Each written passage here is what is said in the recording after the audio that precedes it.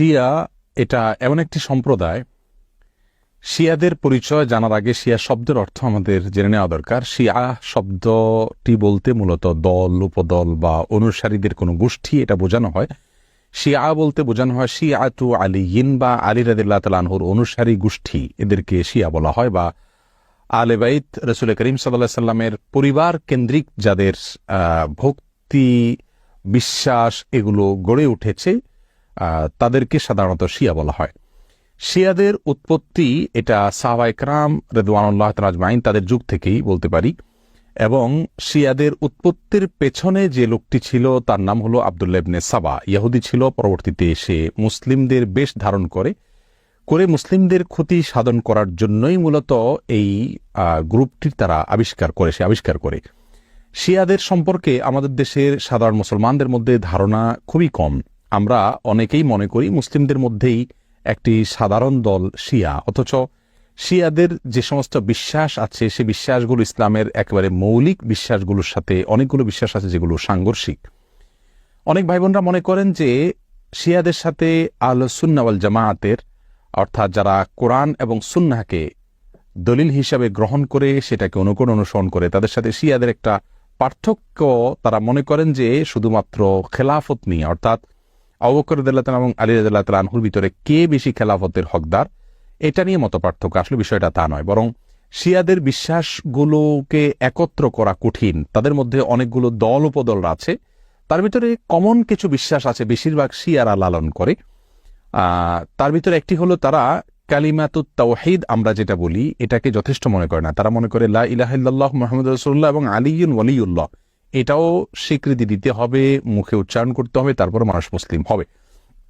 তাদের মধ্যে কোনো কোনো গ্রুপ আছে যারা কোরআনে কারীমের ৩০ পারার যে কোরআন এটার ব্যাপারে তারা সন্দেহ পোষণ করে এবং তারা কোরআনের বিকৃতিতে বিশ্বাস করে বা বিকৃতি করে, এটাকে তারা সঠিক মনে করে বিকৃতি করে থাকে।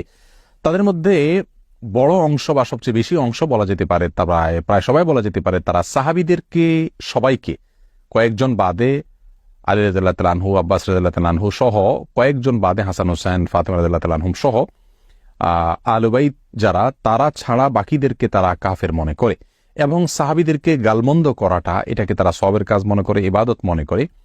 আয়েশা রাদিয়াল্লাহু তাআলা আনহা রাসূল আকরাম সাল্লাল্লাহু আলাইহি ওয়াসাল্লামের সহধর্মিণী, তার চরিত্র নিয়ে তারা সন্দেহ করে, যার চরিত্রের বিষয়ে কোরআনে কারীমে সূরা নূরে আল্লাহ সুবহানাহু ওয়া তাআলা পরিষ্কারভাবে ঘোষণা দিয়েছেন। যাই হোক, এ হলো মোটামুটি শিয়াদের কয়েকটা জঘন্য বিশ্বাসের আলোচনা। এবারে আসি শিয়াদের একটা বিশেষ দল, তাদেরকে ইসনা আশারিয়া বলা হয়। মূলত ইসনা আশার শব্দের অর্থ হলো 12।